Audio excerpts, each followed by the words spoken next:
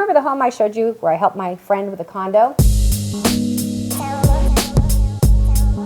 We actually spent, I took this square footage of what we made a difference in, and I divided it up by how much money we spent.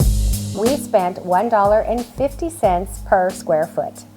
In today's episode of Fix It Friday, we spent $1,000 per square foot.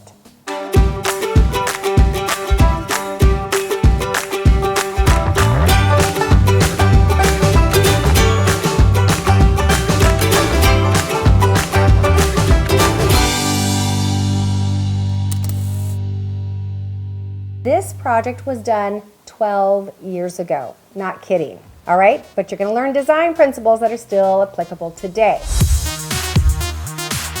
They had a really nice house. They did every upgrade that you could possibly do in this house, and they did their own decorating. Let's just say she should have been part of my design sessions series. Here you have some before pictures.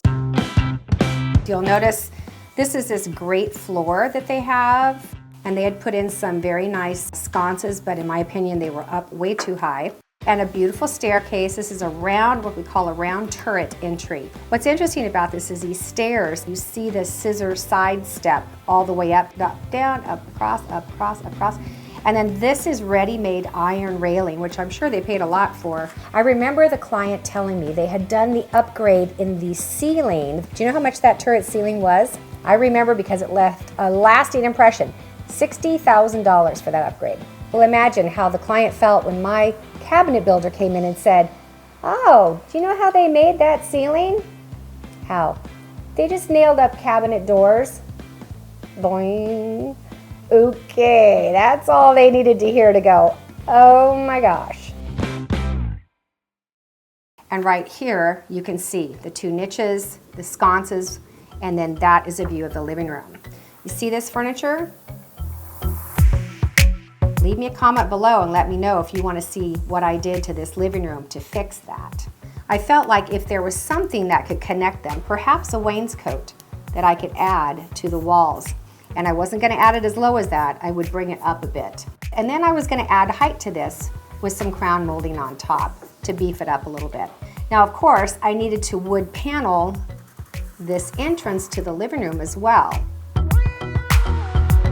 I thought that this was really a nice feature, and if they had taken that drywall and attached it and covered up the sides so you would no longer see the sides of the stairs, but that drywall would literally just go all the way down. Wouldn't it be pretty if we took the look of this tile here and we added it, we put it on the stairs, so no longer would they be wood stairs, they would be stone stairs.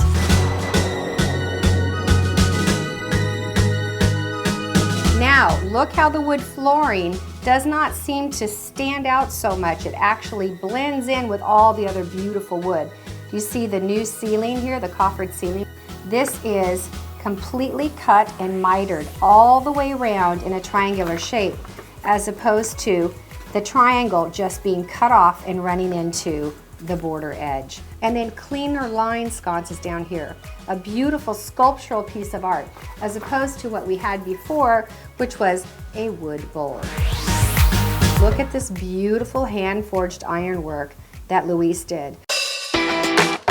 And let's not miss this aspect. Do you see how beautiful that is once we got rid of the side step look of those stairs? And no amount of space goes wasted on a Robeson Design project.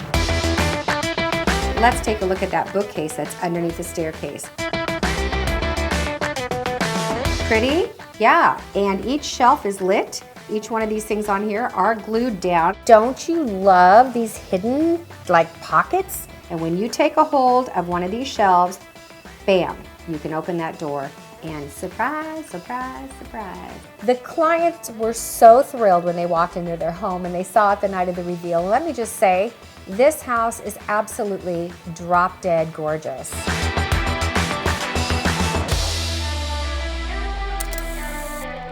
Okay, I'm done.